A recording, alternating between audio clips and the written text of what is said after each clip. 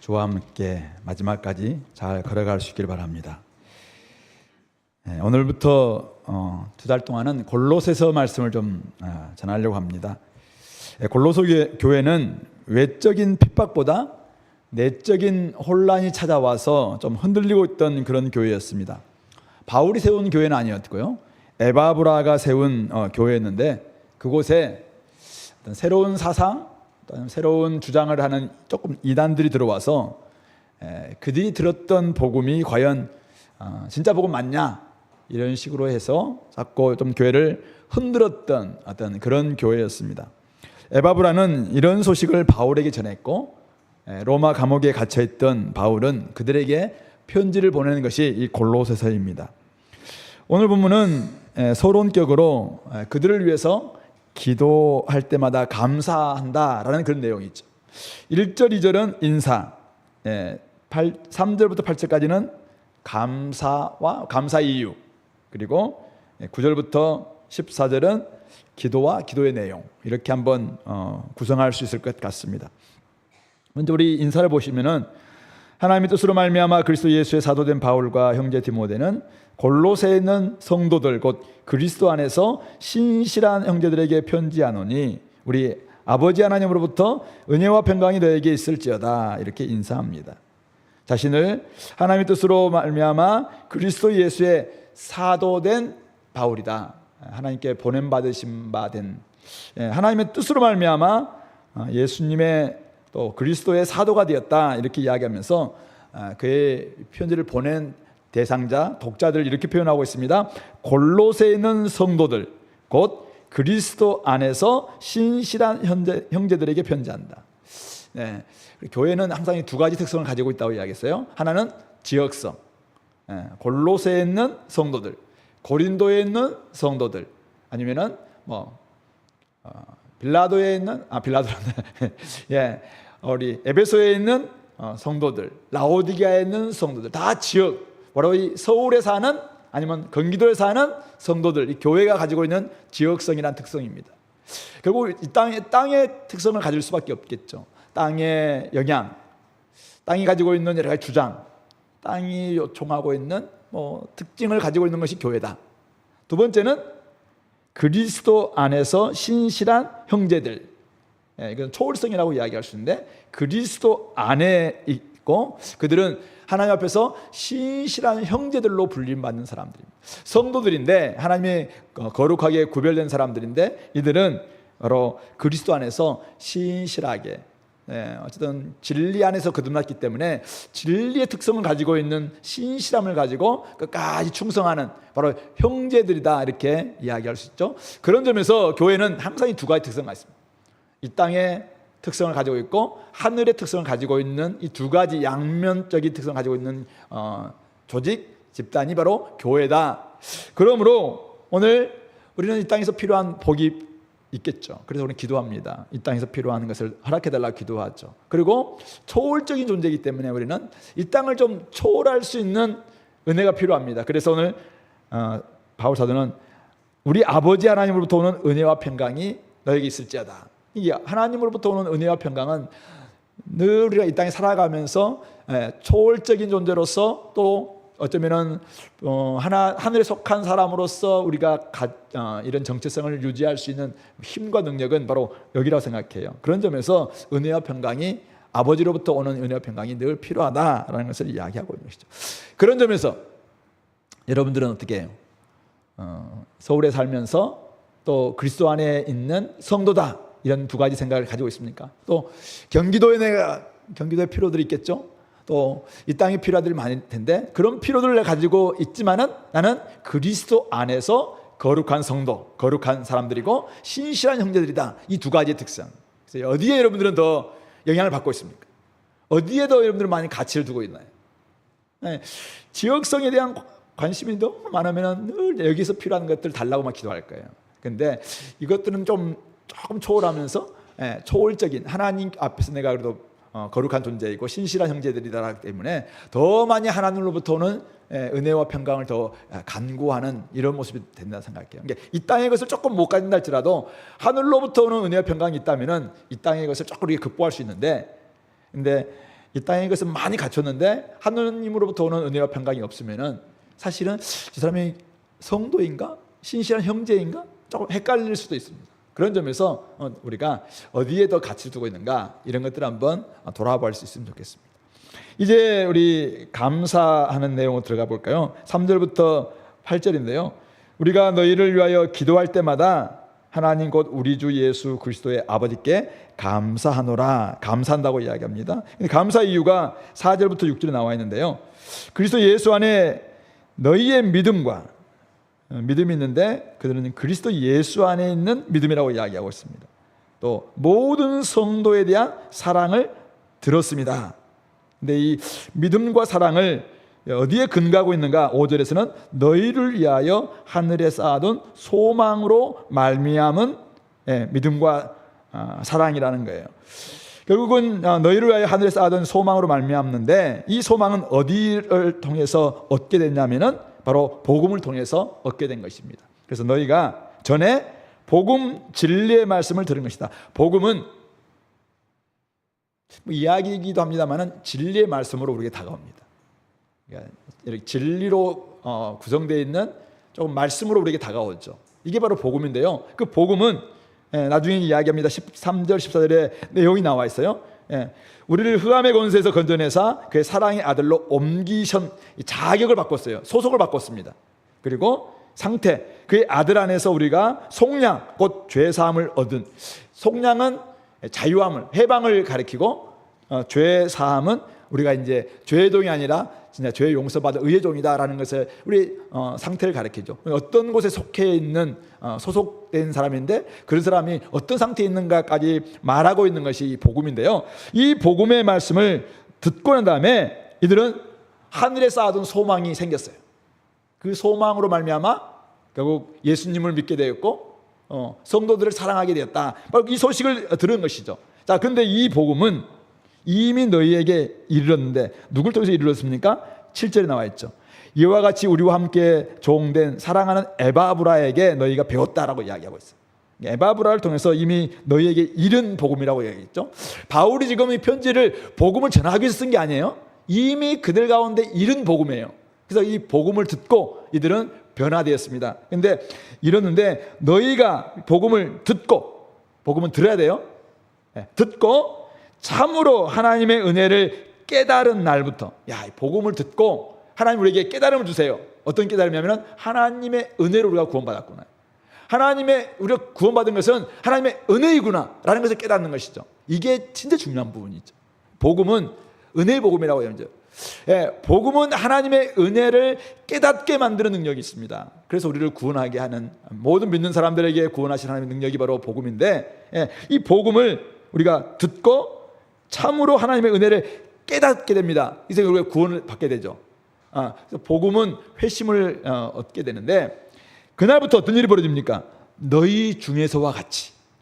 이 골로새 교회 안에 어떤 일이 있냐면 믿음과 사랑과 소망이라는 열매가 맺혀졌는데, 바로 너희 중에서와 같이 또한 온 천하에서도 이 복음이 전해지는 곳곳마다, 복음을 듣고 깨닫는 곳곳마다 어떤 일이 난다고요? 열매를 맺어 자라게 하는도다, 이렇게 이야기하고 있습니다. 복음이 그들에게 이미 이르렀습니다. 그들은 에바브라에게 복음 곧 진리의 말씀을 들었고 참으로 하나님의 은혜를 깨달았습니다. 복음은 하나님의 은혜로 구원받는다는 기쁜 소식이기에 이 은혜를 깨달은 날부터 그들은 열매를 맺어 자랐습니다.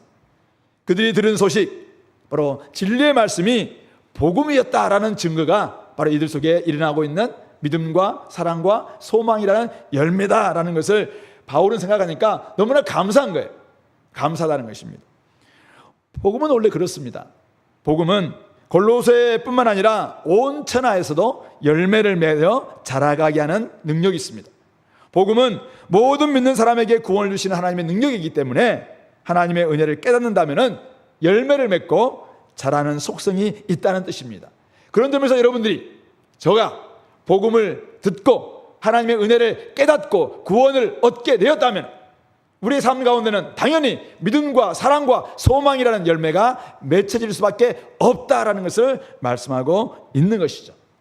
고린도 교회, 골로새 교회 안에 있었던 이 열매, 어떤 열매입니까? 믿음. 오늘 우리가 조금 살펴볼 텐데요. 4절 보니까 그리스도 예수 안에 너희의 믿음이라고 표현하고 있습니다. 믿음은 에바브라가 전한 복음을 듣고 그들 가운데서 믿음이 생겼는데, 누구를 향한 믿음이냐면은 그리스도 예수를 향한 믿음입니다. 예, 지금 에바브라가 전한 복음이 있었어요. 그들이 이미 들었던 복음인데요. 그 복음은 좋은 복음인가 나쁜 복음인가 라는 것을 판명할 수 있는 가장 중요한 잣대가 있는데, 그것은 이 복음을 듣고 난 다음에 누구를 믿느냐 이거죠.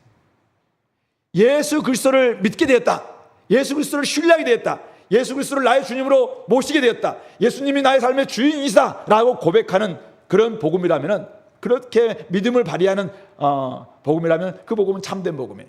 그러나 우리가 나가서 보면은 그런 기본이라고 치면서 사실은 기본도 아니죠. 그러면서 자기는 복음을 알게 되는데 내가 행복하게 됐다는 거예요. 내가 누군가를 지금 더 돈을 많이 벌게 되었다는 거죠.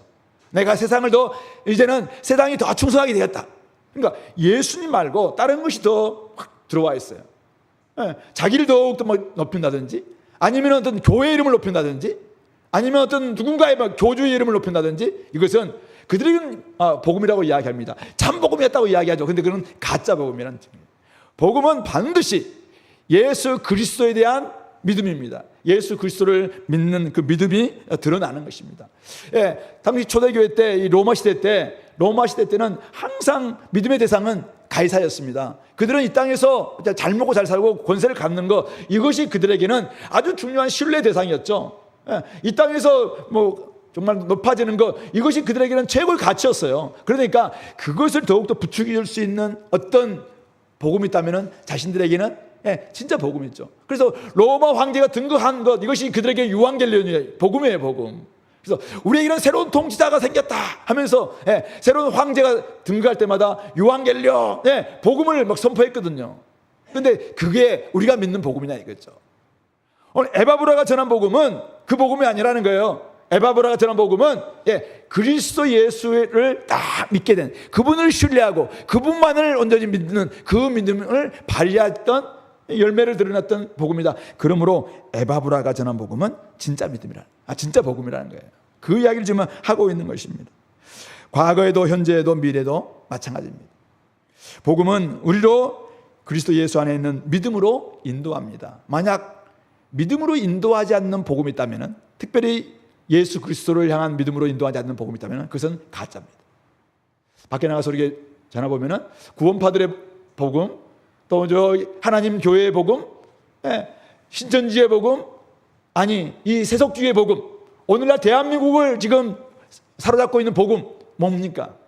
다 사람이에요. 이 땅에서 잘 먹고 잘 사는 거죠. 이 땅에서 부귀영화 누리는 게 그들의 신뢰 대상이에요. 그건 가짜 복음이라는 거죠. 그것 가지고는 온전한 이 땅에서 열매라고 말할 수가 없는 것이다. 수많은 사람들이 열매를 이야기합니다. 얼마나 열매를 맺었느냐? 야, 우리 가을 지나고 나면은, 야, 너희 집안에 열매를 많이 거뒀느냐? 아니면 우리 모든 교회들도 얼마나 많은 숫자를 얻었냐? 열매를 거뒀느냐? 열매 막 따집니다. 우리 회사도 따지죠. 나라에도 따집니다. 5대 강국, 3대 딱 올라가는 이 열매 얼마나 강조합니까? 근데 하나님 나라 공동체가, 교회가 복음을 들었는데, 이 복음이 만약 그것만 강조한다면은, 그래서 교회가 몇 명이 불어났습니다, 헌금이 얼마 냈습니다, 이걸 열매로 친다면은 사실은 세속적인 이런 것에 불과할 것입니다. 그런 점에서 믿음은 반드시 그리스도 예수 안에 있는 믿음으로, 믿음의 대상은 그리스도 예수여야 한다는 것입니다. 믿음이 바로 열매인데, 이 믿음의 대상은 반드시 그리스도 예수여야 된다. 내가 지금 복음을 제대로 믿고 있는가? 나의 신앙이 점점 자라가서 내가 지금 믿음이 좀 성장했다 생각했는데 어떤 열매가 나오는지 한번 스스로 한번 보십시오. 지난 한 학기 동안 나한테 그리스도에 향한 믿음이 더 굳어졌나요? 세상이 아무리 많아졌다 할지라도 내가 좀 그리스도를 향한 신뢰가 부족하고 그리스도를 더 의지하지 않게 되고, 그리스도 말고 또 다른 것이 또 들어오게 되고, 그리스도로 있어도 행복하지 않았는데 그게 들어오니까 행복하고, 그렇게 함으로 말미암아 내 믿음이 뭔가 좀 불순물이 들어왔다면은 사실 이건 다른 복음이 들어온 거예요. 골로새 교회 같은 이런 상황이 이제 벌어진 것이죠. 조심해야 됩니다. 두 번째로는 모든 성도에 대한 사랑입니다. 그리스도에 대한 믿음, 반드시 성도에 대한 사랑으로 그 참됨을 증명할 수 있어야 됩니다. 이게 무슨 말이냐면은 여러분들이 믿는다고 이야기하면서 교회 안에 있는 성도들을 사랑하지 못해. 그러면 그게 과연 믿는 거냐 아니죠? 예수님이 어떤 분이라고 믿습니까? 예수님은 우리를 향해서 하나님께서 자기의 사랑을 확증하신 그 사랑 그 자체가 그리스도잖아요. 우리가 그 예수님을 믿는 거잖아요. 그런데 사랑을 엄청 받은, 그러니까 말할 수 없는 엄청난 선물인 그리스도를 받은 사람들이에요. 그 사랑의 사랑 덩어리, 엄청난 사랑을 받았는데 이 사랑을 받은 우리가 믿게 되었어요. 그런데 옆에 있는 사람이 여러 가지 이유가 있겠죠. 못마땅하기도 하고 내 스타일도 아니고 아니면은 내가 기질도 너무 안 맞고 여러 가지 이유는 있어요. 그냥 이유는 대라면은 수시가 더 될 수 있겠죠. 근데 문제는 뭐냐면 사랑을 못 하겠어. 사랑을 안 해. 내 시간도 안 주고 마음도 안 주고 그리고 이야기도 저를 같이 서갔는데 못하게 저 바꿔달라고 이야기하는 게 올해까지 들어왔네. 깜짝 놀랐는데 작년부는 이제 안 그럴 줄 알았는데 작년 형제들 좀 되면 이제 안 할 줄 알았는데 어제까지 전화 와요. 물론 사랑하는 것과 속으로 하는 것은 다를 수 있다고 생각하나요? 네. 근데 어쨌든 이런 모습이 이런 모습. 그게 나한테 진짜 믿음이 있는 건가 한번 돌아보자 이거죠. 그리스도를 믿는 신실한 형제들인 아까 우리 2절에 말했습니다. 그리스도 안에서 신실한 형제들이라고 이렇게 표현하고 있어요. 이들은 성도들이에요. 성도에 대한 사랑으로 그 참됨을 내 믿음이 참되다는 것을 증명하지 못하다면은 성도들을 사랑하지 못한다면은 그 믿음을 내가 진짜 하나님 나를 사랑하신 그 믿음을 내가 하나님을 사랑하고 하나님을 믿는다는 그 믿음을 설명할 재간은 없어 사실. 우리가 사랑을 구체적으로 베풀지 않으면서 하나님은 사랑입니다 이 말을 어떻게 설명할 수 있나요? 야고보 우리 선생님이 이야기했던 것처럼 사랑한다고 하면서도 옆에 헐벗고 있는 형제를 향해서 나 내 사랑한대 하면서도 우리 사실은 말로만 하고 주지 않는다면 그 사랑이 사랑이냐 이게 사랑이냐. 그 믿음은 귀신의 믿음이죠. 순종하지 않는 믿음인데 그렇게 이야기하지 않았습니까? 그런 점에서 그건 반드시 성도에 대한 사랑으로 나타나는 믿음이어야 된다. 그것이 열매라고 이야기하고 있습니다. 근데 이런 믿음과 사랑은 바로 너희를 위하여 하늘에 쌓아둔 소망에 근거한다라고 이야기하고 있어요. 그러니까 오늘 우리 기독교의 세 가지 중요한 가치가 세 가지잖아요. 믿음과 사랑과 소망인데, 자, 믿음은 누구를 믿는 거라고요? 그리스도. 대상을 명확히 하세요. 예, 하나님을 믿으니 곧 나를 믿으라. 삼위 하나님을 믿는, 그러니까 그리스도를 내가 진짜 믿고 있는 거예요. 내가 요즘 신앙을 가지고 살아가고 있는데 내가 진짜 믿는 게 그리스도인가? 예수님이 우리를 위해서 십자가에 죽으시고 부활하시고 지금도 살아계시고 나의 삶의 주인이시고 그리고 오늘도 다른 거 다 없어도 그리스도만 있으면 나는 괜찮다라고 믿는 그 믿음의 대상이 명확한가? 두 번째, 사랑인데 사랑의 대상은 누구예요? 누구? 사랑의 대상이 누구라고 되어 있어요? 모든 성도. 예, 나와 있잖아요. 모든 성도에 대한 사랑을 들었습니다. 사랑하는데 일단 모든 성도부터 사랑일 수 있어야 돼요. 그러니까 나의 마음에 맞는 성도가 아니에요. 예? 우리 집 근처에 있는 성도들이 아니에요. 우리 교회에 있는 성도들이 아니에요. 모든 성도에 대한 사랑을 들었습니다. 물론 이게 자라가기 때문에 처음부터는 좀 쉽지 않겠죠. 그러나 어쨌든 사랑의 대상은 성도입니다. 나중에 이 사랑이 이제 더 밖으로까지 확장돼야 되겠죠. 세 번째는 소망은 어디에 근거합니까? 하늘이 하늘. 이 땅이 아니에요. 그러니까 이 땅에서 많은 것을 여러분들이 막 엄청난 저축고를 가지고 있는 사람들, 엄청난 소득을 가지고 있는 사람들은 막 자신감이 있죠. 뭔가를 할 수 있는. 근데 우리가 말하고 있는 이 소망은 그런 소망이 아니에요. 하늘에 쌓아둔 소망이에요. 하나님이 다스리시는 하나님 나라에 쌓아둔 소망. 동록이, 조미, 결코 젖먹지 않은 그곳에 내가 쌓아둔 그 소망. 작년에 우리 수련할 때 주제했던 것처럼 영생의 소망을 가진 상속자들, 그런 소망을 가진 사람들은 이것을 지금 갖다가 쓸 수 있다는 거예요. 이것은 나중에 희망사항이 아니라 이것은 명확한 확신의 근거입니다. 이건 명확한 하나님 나라는 확실한 근거예요. 거기에 내가 이미 들어와 있어요. 이미 나는 하나님께서 흑암의 권세에서 사랑의 아들의 나라로 옮겨주셨어요. 나는 속량을 받았고 죄의 속함을 완전히 자유를 누리게 됐고 나의 죄의 문제는 다 해결되었어요. 그래서 나는 진짜 확실한 하나님 나라의 자녀가 된 사람들이죠. 이게 확실한 소망의 근거입니다. 근데 이 소망 때문에, 이 하늘에 사는 소망이 명확하기 때문에 그것을 갖다 쓰는 거예요. 어떻게? 믿음으로 끊임없이 주님을 바라보는. 이 땅은 믿는 게 믿음이 다들 부족해요. 여러 가지 믿고 싶어도 이 사람이 나를 배신하기도 하고. 그러니까 사람은 잘 못 믿어요. 그러니까 그리스도를 딱 믿는 거죠. 사랑, 주님께서 나에게 베풀 그 사랑이 나중에 우리가 함께 만날 그곳에서는 진짜 온전한 천국이 이루어질 그날에 대한 소망이 명확하기 때문에 지금 조금 다르다 할지라도 나를 견뎌주신 하나님을 생각하면서 그들을 사랑하는 거죠. 이게 사랑이에요. 이런 사랑으로 갖다 쓰는 거죠. 그러니까 하늘에 쌓아둔 소망이 명확하기 때문에 그것을 갖다가 써서 지금 여기서 사랑하는 거죠. 바로 이런 모습들이 열매로 드러나는 것이라고 이야기하고 있는 것이죠. 자, 바울이 왜 이런 열매를 맺는 골로새 교회에게 감사를 하고 있는가? 아까 제가 이야기했다시피 골로새 교회는 바울이 아니라 에바브라가 세운 교회예요. 에바브라가 전한 복음을 듣고 세워진 교회입니다. 이단들이 들어와서 자꾸만 야, 그는 사도도 아니잖아, 바울이 세우지도 않았잖아 이야기하면서 자꾸 다른 복음, 그러면서 이 땅에서 이제 다른 열매, 어떤 뒤에 보시면 신비주의 열매도 있고 어떤 곳에서는 유대주의적인 안식일을 지켜야 된다, 절기를 지켜야 된다, 이런 것도 강조하기도 하고, 또 이 땅의 세속주의적인 이런 것들도 계속 이야기하고, 천사를 숭배해야 된다, 이런 주장도 이야기하고, 이렇게 이야기하는 거예요. 다른 소망을 이야기해요. 그러니까 사람들이 혼란에 빠졌어요. 골로새 성도들이 바울 사도가 전하지 않았기 때문에 에바브라가 전한 복음을 그러면 진짜 좀 부실한 복음 아닌가? 이렇게 해서 좀 자기도 자신감이 점점 이렇게 약화될 가능성들이 있었겠죠. 바울은 이 성도들의 소식을 에바브라가 가져왔을 때, 이런 소식을 들었을 때 편지를 써야 되겠다는 생각이 들어요. 그래서 7절에서 이야기하는 거예요. 에바브라, 그는 너희가 그에게 배웠는데 그는 어떤 사람인가? 너희를 위한 그리스도의 신실한 일꾼이고, 그는 그리스도 신실한 일꾼인데 너희를 위한 일꾼이고 성령 안에서 너희 사랑을 우리에게 알린 자다. 이 말은 왜? 그가 전한 복음이 명확한 복음이라는 거예요. 그가 전한 복음이 너희들을 살린 복음이고 하나님의 은혜를 깨닫게 한 복음이고, 여러분들을 그리스도를 믿게 만들고 성도를 사랑하게 만들고 하늘의 소망을 쌓아두게 만들었던 바로 그 복음이다라는 것을 강조하고 있는 것이죠. 복음의 일꾼이라면 그는 그리스도 종이고 그리스도 안에서 신실한 형제입니다.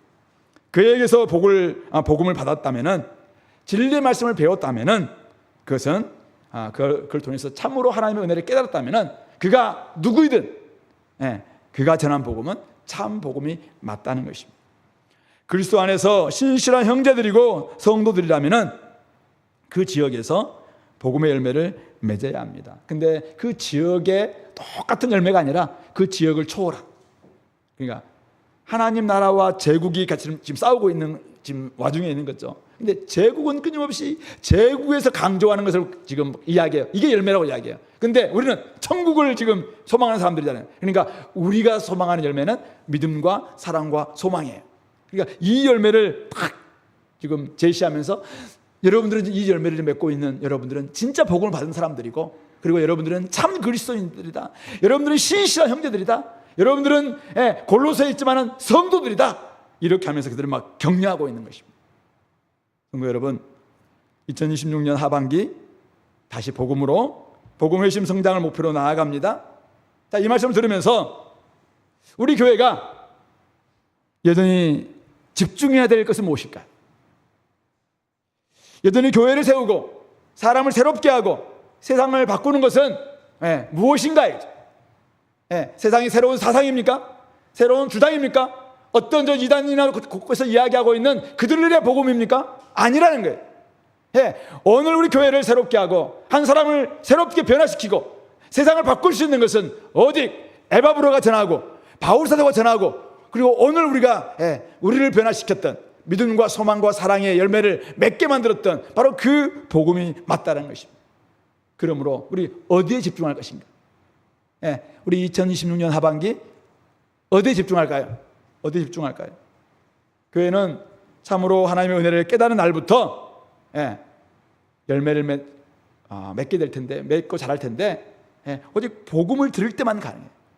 제가 아무리 여러분들에게 회심했냐고, 여러분들 성장하십시오라고 이야기하지만은, 만약 우리가 이 복음인 진리의 말씀 가운데서 하나님의 은혜를 깨닫지 못한다면은, 제가 여러분들에게 아무리 하십시오, 성장하십시오, 개인 안으로 더욱더 단단해지십시오, 옆으로 좀 다른 사람들도 용서하십시오, 아니면 하나님 앞에 더욱더 기도의 삶을 살아가십시오, 백날 천날 이야기해도 제 목만 아플 거예요. 근데 만약 복음이 여러분들 가운데 딱 떨어졌다면, 진리의 말씀이 여러분들 가운데서 들어갔다면 어떤 일이 벌어집니까? 오늘 아까 이야기했던 것처럼 이것은 속성 자체가 골로새서뿐만 아니라 온 천하에서도, 고린도에서도, 저기 에베소에서도, 또 라오디가에서도, 곳곳에서도 이렇게 열매를 맺게 하는 능력이 이 복음화가 있기 때문에 우리가 집중할 것은 뭐예요? 복음해야 된다. 누가 전에도 복음은 그렇게 역사합니다. 그러므로 중요한 것은 무엇을 붙들고 가르치고 배우느냐에 달려 있습니다. 세상의 복음이 아니라 하나님의 복음, 그리스도의 복음, 예수 십자가의 복음, 그 복음을 붙들고 가르치고 배우나면은 그가 누가 가르치냐, 이것은 사실은 조금 덜 중요해요. 바울이냐 에바브라냐 이것 가지고 지금 어떤 사람들은 막 시비를 거는 거예요. 근데 바울이 보기에는 바울이냐 에바브라냐가 중요한 게 아니에요. 진짜 복음이냐 세상 복음이냐 이게 달려있다는 거예요. 그래서 우리가 붙잡아야 될 것은 뭡니까? 복음, 곧 진리의 말씀을 붙들면 된다. 우리 교회가 붙잡아야 될 것은 뭐냐면은 이 복음, 진짜 우리를 변화시킬, 듣고 하나님의 참 은혜를 깨닫는 날부터 열매를 맺고 자라가게 만드는 그 복음에 우리 집중한다면 된다는 것이죠. 그러므로 이곳에 우리 계시는 소그룹 조장님 여러분 우리 이번 한 학기 동안 어디에 집중하겠습니까? 사람에 집중해야 돼요.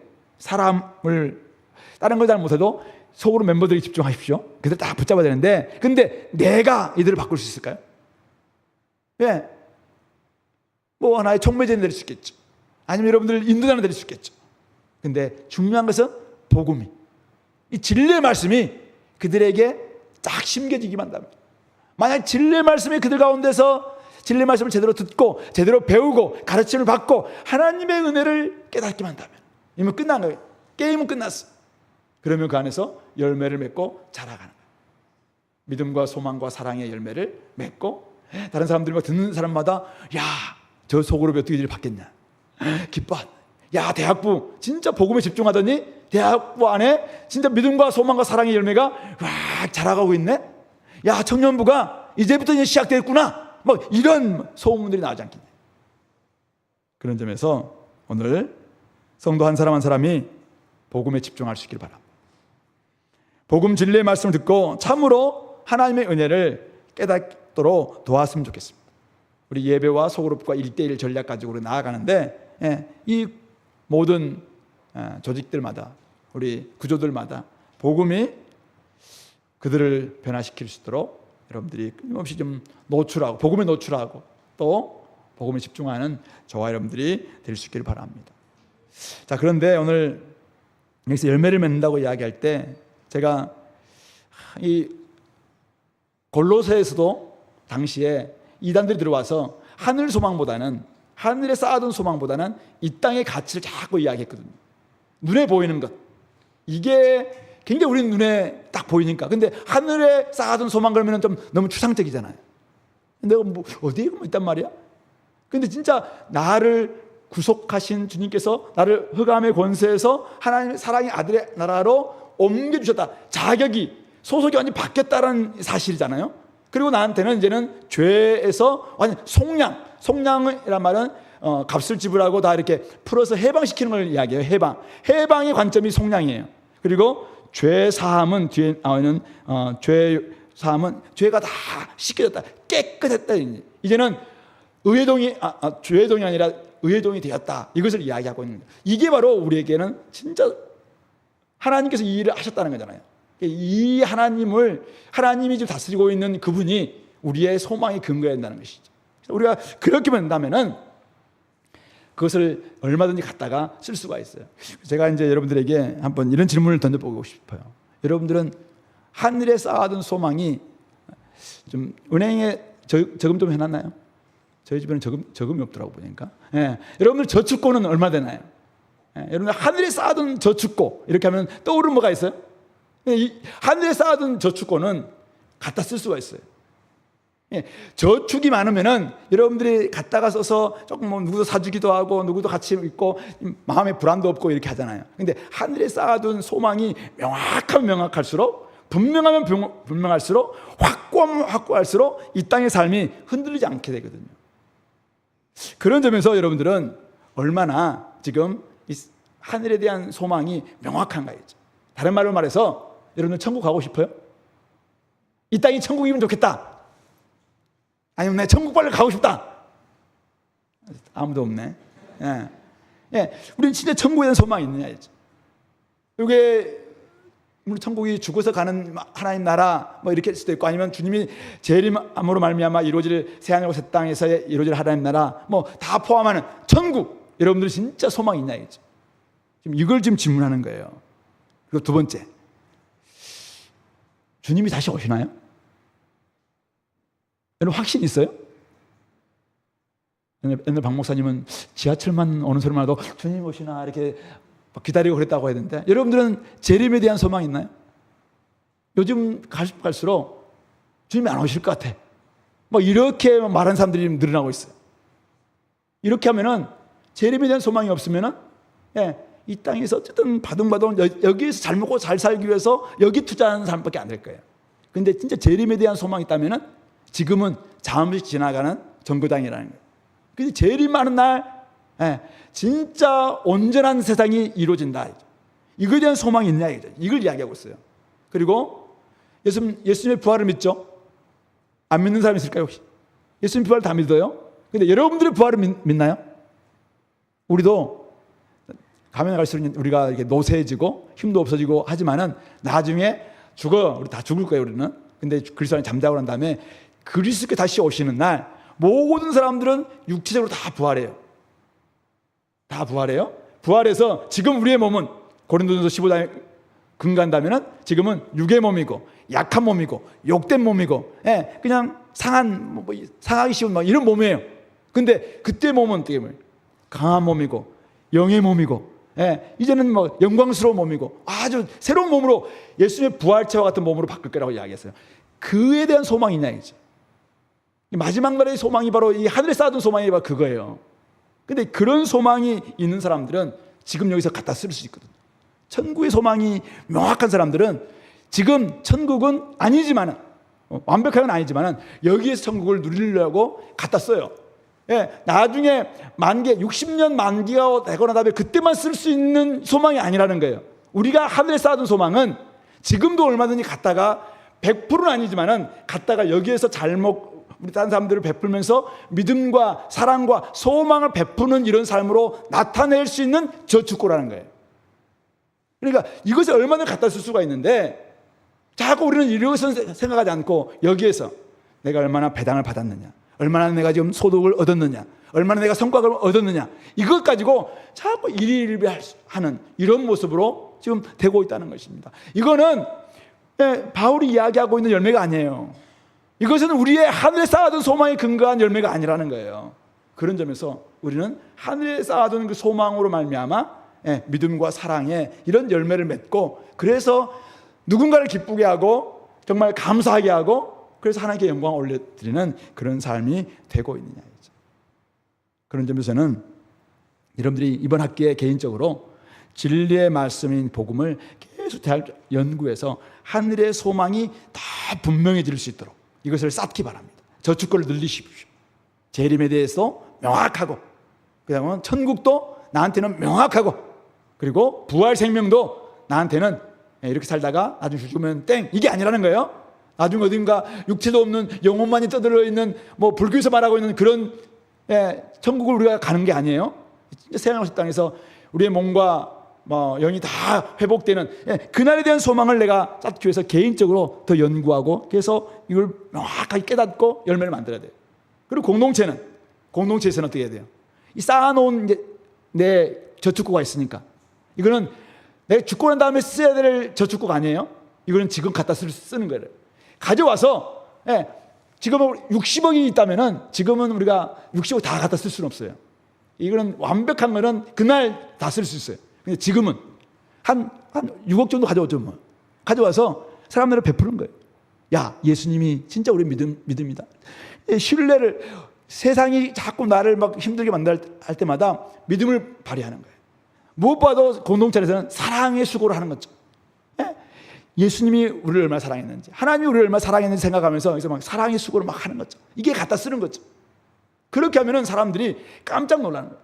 아니, 쟤들은 뭐가 있어서 보니까 집에 별로 없는데, 아니, 저들은 저축도 해놓은 게 없는데, 저들은 SK, 삼성전자도 다니는 사람도 아닌데, 이렇게 하면서 깜짝 놀라는 거죠. 근데 베푸는 걸 보니까 훨씬 더 잘 베푸네? 훨씬 더 저들은 뭔가를 여유가 있네? 뭐에 근거한가 딱 보니까 하늘 소망, 하늘에 쌓아둔 소망이 근거하고 있다는 것을 발견하게 된 거죠. 그러니까 되게 감사가 나오는 거죠. 지금 그걸 이야기하고 있어요. 복의 통로로서 밖으로, 옆으로 복음을 전하는 거죠. 사랑을 베푸는 거죠. 이런 삶이 결국은 하늘에 쌓아둔 소망으로 말미암아 믿음과 사랑의 열매를 다 맺힐 때 들려오는 기쁜 소식이에요. 이 골로새 교회만 그런 게 아니라 데살로니가 전서에 보면은 데살로니 교회도 믿음의 역사와 사랑의 수고와 소망의 인내를 가지고 살아냈던 그 아니겠습니까? 고린도 교회를 향해서도 바울 사도가 믿음과 소망과 사랑을 계속 이야기하면서 영원히 있어야 될 것을 이야기하면서 이 사랑, 이를 강조하고 있는 것도 바로 그런 의미인 것이죠. 그런 점에서 우리는 하늘에 딱 소망을 갖춘 사람들이라면은 여러분들 이 땅에서 좀 적다는 것 때문에 어떤 사람들은 뭐 성과급을 얼마 받았다, 어떤 사람들은 뭐 얼마를 벌었다, 부럽죠 조금은. 근데 그것보다 훨씬 더 높은 저축고 하늘 소망을 내가 쌓아둔 게 명확하다면 이게 나한테는 너무 명확해. 그리고 천국은 반드시 있고 재림도 반드시 오고 그 다음에 부활 생명은 너무 명확한 확실한 증거고, 그렇다면 이게 뭐예요? 이게 70년 80년 지나갈 거기에서 내가 마음을 그렇게 쏟고 지냈던 것들이 사실은 조금 더 무가치한 게 아니겠어요? 마지막 때 딱 주님 오셨는데 그냥 그거 집중한다고 하늘 쌓아둔 소망이 하나도 없어. 그러니까 어떻게 해요? 예수님 오신도 예수님도 잘 못 알아보고, 야, 네가 양이었다고? 네 염소 쪽에 가. 뭐 이렇게 한다면 어떻게 할 거였어요? 그런 점에서 한번 우리 자신을 돌아보자. 이렇게 하다가는 이 두 번째가 안 될 것 같은데, 기도로 넘어가겠습니다. 이게 바로 골로새 교회를 향한 바울의 감사였고요. 두 번째 바울의 기도인데요. 기도는 크게 두 가지입니다. 9절부터 10절에서 이로써 듣던 날부터, 그러니까 이들이 막 믿음과 소망과 사랑의 열매가 있다고 하니까 듣던 날부터 너희를 위하여 기도하기를 그치지 아니하고 구한다고 이야기합니다. 그러면서 바울 사도가 이런 열매가 계속 되기 위해서는 어떻게 할 것인가 다 구하는데, 첫 번째 기도가 뭐냐면은 너희로 하여금 모든 신령한 지혜와 총명에 하나님의 뜻을 아는 것으로 채우게 하시고, 분별력이에요. 하나님의 뜻을 안다면은, 이 하나님의 뜻이, 이 땅에서 하나님의 뜻이 무엇인지를 제대로 안다면은 이 사람의 삶은 계속 열매 맺는 삶이 될 수밖에 없겠다라는 것이죠. 근데 이 지식은 당시에 골로새 교회에 들어왔던 이단들은 조금 초기 영지주의자들이에요. 그러니까 헬라의 영적인 지식, 자기들만 아는 영적인 지식이 최고봉이라 생각하면서 조금 지적인 지식만을 강조했다면은 오늘 성경에서 말하고 있는 지식은 삶의 지식이에요. 삶의 지식. 이것은 삶으로 행하지 않는 지식은 지식이 아니라고 보는 지식이죠. 그러므로 하나님의 뜻을 아는 것을 채우게 하시고, 그 영향이 뭐냐면은 주께 합당하게 행하는 것입니다. 그래서 보험사에 기쁘시게 하고 모든 선한 일에 열매를 맺게 하시고, 그렇게 되면은 하나님을 아는 것에 자라게 되는 거죠. 우리 교회가 하나님을 안다고 이야기할 때, 안다는 것은 성경 지식을 많이 안다는 의미가 아니에요. 하나님을 안다는 것은 하나님의 뜻을 잘 알고 그 뜻대로 행함으로 주께 합당하게 행하고 열매를 많이 맺고, 그래서 하나님이 되게 기뻐하는 마음으로 하나님과 깊이 교제하는, 바로 그것이 하나님을 아는 것이죠. 그러니까 하나님의 뜻을 아는 것에 출발해서 하나님의 아는 것까지 나아가는 이 성장, 이걸 분별력이 필요하다는 것입니다. 이것은 지적인 것이 아니라 삶으로 드러날 수 있는 체험적인 그런 지식을 위해서 기도하고 있습니다. 두 번째 기도는 능력인데요.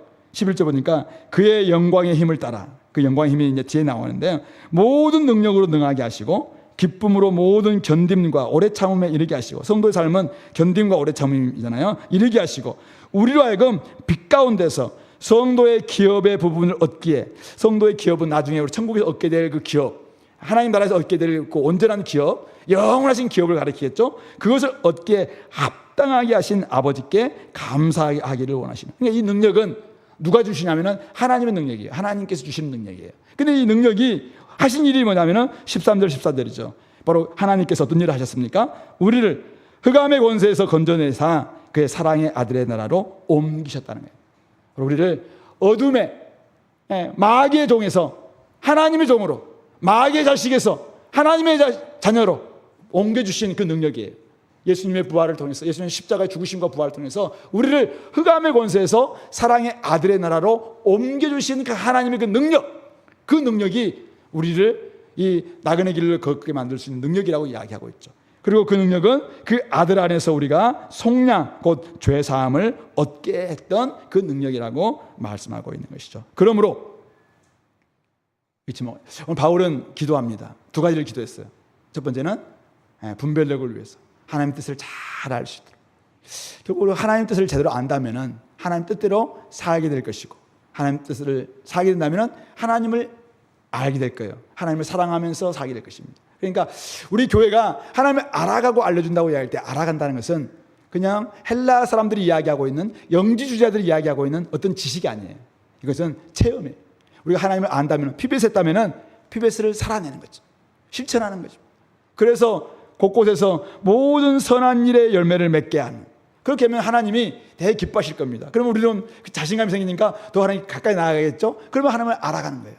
그러니까 하나님을 아는 것은 하나님과 함께 사는 거예요. 아까 우리 찬양했던 것처럼 주님과 더불어 계속 걸어가는 삶, 이게 하나님을 알아가는 삶이죠. 근데 그렇게 하기 위해서는 그 영광의 능력을 따라 모든 능력을 능하게, 그 능력이 필요해요. 그 능력은 근데 우리에게서 나올 수 있나요? 없어요. 그 능력은 하나님의 능력을 힘입어야 돼요. 그 능력은 흑암의 권세에서 사랑의 아들의 나라로 우리를 옮기신 능력이에요. 우리를 마귀의 종에서 막 속박되어 있고, 막 얽매여 있고, 아무래도 자기의 지난날의 과거에서 막 벗어나지 못하고 이런 사람들을 진짜 속량시킨, 값을 딱 지불하고는 해방이다. 진짜 우리에게 해방을 주신 그 능력이에요. 그리고 우리의 죄가, 그냥 죄는 권세를 가지고 있거든요. 죄책감을 가지고 끊임없이 나는 죄인이라는 마음 때문에 막 힘들어하고 이런 사람들에게 진짜 우리를 죄를 딱 사해주는 능력이에요. 이제는 앞으로 지은 모든 죄까지 다 사노라라고 딱 선포한 그 능력이 있죠. 그 정도로 예수님께서 행하신 일은 엄청나고, 하나님의 능력은 오늘 우리에게 꼭 필요하다는 것입니다. 그 능력을 가지고 살아가기만 한다면 지속적으로 나중에 주님께서 우리에게 주실 그 영광스러운 영원한 그 기업을 얻는 데까지 우리는 얻게 될 것이고, 그때 하나님을 마음껏 감사하게 되는 이런 날이 올 것이라고 말씀하고 있는 것이죠. 그러므로 우리 그리스도인들이 계속 열매 맺기 위해서 그 능력 어디서 얻어야 될 것입니까? 바로 하나님의 영광스러운 그 능력이 원천이라는 것입니다. 제가 그저께인가요? 우리나라 뭐 3대 외주 프로젝트 막 이렇게 발표하고 그러니까 곳곳마다 이제 이렇게 하면서 어떤 교수님이 이제 교양이를 부탁했는가, 처음으로 어쩌는데 그 들어가서 이제 이 교수님이 뭐 그 이런 부분들 막 설명하는 걸 좀 들었어요. AI, 피지컬 AI, 뭐 휴머노이드, 그다음에 뭐죠? 데이터 센터, 반도체 팩 막 이런 거 하면서 이걸 다 건설해도 만약 전력 공급이 안 되면은 이거 뭐 말짱 뭐다 이렇게 이야기하시면서 이제 전력 공급이 얼마나 중요한가를 쭉 뭐 이야기하면서, 그래서 뭐 지산지소 원래 그 생산하는 곳에서 소비하는 그 가까운 곳에 이 팹을 지어야 될 이유가 막 거기 있다 막 이런 이야기를 막 설명해 주시더라고요. 딱 그걸 듣는데 제가 설교 준비하다 이게 갑자기 생각이 났어요. 근데 우리 그리스도인들은, 우리 그리스도인들에게는 진짜 전력이 필요하잖아요. 우리 그리스도인들에게 진짜 그 영광스러운 능력이 우리가 필요한데, 이 사람들은 이 데이터 센터는, 이 반도체 팹은 지산지소, 그러니까 생산되는 그곳이 가까운 곳에 있어야 되네. 막 그렇지 않다면 막 엄청난 송전탑도 짓고 발전소도 지어야 된다고 막 이야기했잖아요. 근데 우리는 어디가 곳곳이 다 하나님의 능력의 원천이 있는 거죠. 하나님만 계시는 그곳이라면 우리는 송전탑도 필요 없고 발전소도 필요 없고, 내가 시간만 내서 주님 앞에 나와서 기도만 한다면, 내가 있는 그 골방에서, 내가 있는 그 집에서 내가 하나님과 함께 이 소통만 된다면 얼마든지 그 영광스러운 능력을 공급받을 수 있는 그런 사람들이네, 딱 이 생각이 들었어요. 혹시 송전탑이 없어서 기도를 못하고 있는 사람이 있습니까? 나한테 지금 저한테는 우리 주은혜 교회 와야지 꼭 은혜를 받을 수 있는데 교회가 나한테 너무 멀어요. 그런 사람들이 있다면 빨리 교회 근처로 오세요. 근데 그렇지 않고 어쩔 수 없이 내가 지금 먼 곳에 있어요. 그렇다면은 우리 이 하나님의 원천은, 하나님의 능력은 그곳이 바로 지산지서예요. 그곳이 바로 하나님의 원천이 바로 나올 수 있는 능력이라는 것이, 능력이 나올 수 있는 원천이라는 거예요. 그러면 그곳에서 얼마든지 여러분들이 골방을 만들기만 한다면은 그곳에서 얼마든지 하나님의 능력을 공급받을 수가 있다. 그렇게 된다면은 우리는 어떻게 해요? 끝까지 이 길을 지속해서 갈 수 있다. 그 이야기를 하고 있는 것입니다. 성도 여러분, 바울의 감사와 기도를 통해서 복음의 일꾼은 참 교회를 생각하고 감사할 뿐만 아니라 교회를 위해서 기도하는 사람이다라는 것을 배우게 됩니다. 바울은 하나님의 뜻으로 말미암아 그리스도 예수의 사도가 되고 난 다음에 이 복음에 합당한 삶이 무엇인지를 교회에 가르치기 위해서 자기가 세운 교회가 아님에도 불구하고 막 편지를 쓰고 있습니다. 그러나 쓰면서 그가 이 제대로 복음을 듣고 그들 가운데서 열매가 나왔다는 것으로 인해서 막 감사하고 있잖아요. 제대로 된 열매가 있구나 감사하고 있습니다. 동시에 교회가 끊임없이 이 열매를 맺을 수 있도록 기도하고 있는 것이죠. 바울은 어디에 있습니까? 로마 감옥에 있어요. 감옥에 있지만은 어쨌든 그들을 위해서 하나님의 뜻을 아는 것으로 시작해서 나중에 하나님의 능력을 공급받아서 지속적으로 이 길을 걸어갈 수 있도록 지금 기도하고 있는 바울의 모습. 여러분들에게 주시는 깨달음이 뭐예요? 누가 기도할 수 있습니까? 누가 기도합니까? 누가 기도합니까? 하나님을 믿고 아는 사람이 기도하는 거예요. 하나님을 믿고 하나님의 뜻을 알고 하나님의 뜻대로 사는 그 기쁨을 아는 사람들이 저는 기도할 거라고 생각해요. 근데 기도를 이론으로 아는 사람들은 기도 안 하죠. 아니 나한테 뭐 내 힘만 가지고 세상에 필요한 열매를 위해서는 세상 힘이 필요하지 뭐 기도가 나한테 필요하느냐, 이런 사람들은 기도하지 않을 거라고 생각해요. 그러나 진짜 우리가 하나님의 뜻을 위해서 하나님의 능력이 꼭 필요하다. 그래서 내가 내 옆에 하나님이 얼마든지 나한테 힘을 줄 수 있다라고 하는 사람들은 바로 그 자리에서 기도한다고 생각해요. 그러니까 바울은 감옥에서도 끊임없이 기도하고 있는 것입니다. 불만을 품으면 원망이 나오지만은 감사를 품으면 기도가 나옵니다.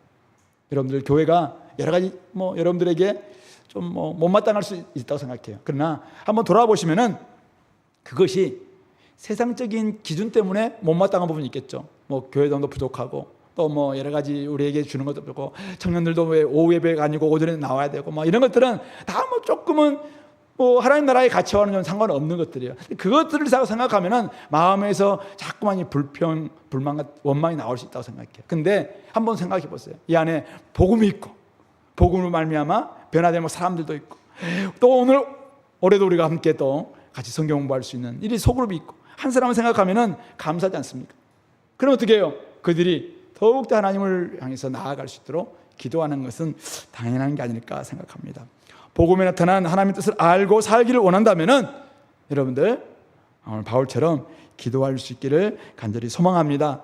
하나님의 뜻으로 사도된 바울이 하나님의 뜻을 알도록 기도했던 것처럼 여러분들이 이게 나한테 진짜 필요하더라, 이 능력은 나한테 진짜 필요하더라, 이걸 안다면은 우리 성도들을 위해서 여러분들의 조언들이 그 능력에 힘입어서 진짜 이 길을 좀 걸어갈 수 있도록 마지막 주님 나라에 이르러서 하나님의 영원한 기업을 얻는 그날까지 지속적으로 이 길을 걸어갈 수 있도록 여러분들 기도할 수 있는 우리 공동체가 되기를 소망합니다. 복음의 사람은 하나님의 능력에 답이 있음을 아는 사람입니다. 그런 사람들은 당연히 기도할 수밖에 없는 것입니다. 하나님의 엄청난 프로젝트가 있습니다. 오늘 골로새서도 이야기하고 있고 에베소서도 이야기하고 곳곳 성경에서 이야기하고 있는 모든 엄청난 프로젝트가 뭡니까? 만물을 다 통일하게 하시는 하나님의 계획입니다. 흑암의 권세 아래에 있는 수많은 사람들, 이 세상을 사랑의 아들의 나라로 옮기는 이 엄청난 프로젝트.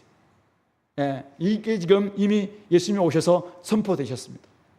이거는 이번에 우리 이재명 정부가 발표하고 있는 3대 메가 프로젝트와는 잽이 되지 않는 엄청난 큰 프로젝트입니다. 근데 이 놀라운 구원 프로젝트에 그 가운데 누가 있냐면은 교회가 있어요. 하나님은 교회를 통해서 이것을 이루시기를 원해요. 이 교회가 모든 만물을 충만케 하시는 분의 충만함이다라고 에베소서에서 이야기하고 있어요. 골로새서도 그 이야기를 하고 있어요. 어떤 교회가 이 하나님의 엄청난 프로젝트를 진행함에 있어서 중심을 딱 차지해야 돼요. 근데 지금은 교회가 세상에 그걸 소망을 잘 주지 못해요. 희망을 잘 주지 못해요. 도리어 막 욕을 듣고 있어요. 근데 여전히 주님은 교회를 포기하지 않고 있어요. 저와 여러분들을 포기하지 않고 있어요. 그러므로 교회가 해야 될 일은 뭐냐면은 우리가 이 중심에 있구나. 하나님이 엄청난 프로젝트를 위해서 내가 내 힘을 좀 빼고 세상의 힘 좀 빼고 하나님의 능력을 공급받는 거예요. 그 영광의 힘을 따라, 그 영광의 힘을 따라 모든 능력으로 능하게 하시고 기쁨으로 모든 견딤과 오래 참음에 이르게 하시고 그렇게 하실 그 하나님의 능력, 이것을 공급받기 위해서 더 기도에 집중하는. 조금 더 이야기할까요? 기도잖아요. 기도. 그리고 후반기 아까 복음에 집중하자고 이야기했어요. 두 번째는 이것을 할 수 있는 힘은 어디서 온다? 하나님으로부터 온다. 기도하자. 목이 좀 아파서 그만하겠어요. 기도합시다. 그래서 직분자 기도회 한 달에 한 번씩 모이라 할 때 조금 미안하긴 한데 한 분만 와주세요. 그때는 딱 기도하고 나머지 때는 여러분들이 흩어진 곳에서, 그곳이 다 지산지소예요. 여러분들 그곳에서 하나님이 얼마든지 여러분들에게 기도하면 능력 줄 수 있는 곳입니다. 그곳에서 기도하십시오. 기도해서 진짜 복음이 어떻게 역사하시는지, 어떻게 사람을 바꾸는지, 어떻게 교회를 회복시키는지 이것을 볼 수 있는 우리 하나님께가 될 수 있기를 간절히 소망합니다. 생각하면서 기도합시다. 교회는 외부에 박혀져 있지만은 내부의 분열 혼란도 쉽게 흔들립니다. 자, 우리 공동체가 복음에 더욱 집중할 수 있도록 기도합시다. 믿음과 사랑과 하늘에 있는 소망의 열매를 맺을 수 있도록 기도합시다. 그것을 위해서 우리 교회가 끊임없이 기도에 더 집중하는 그런 교회 되게 되려고 같이 한 목소리로 기도하겠습니다.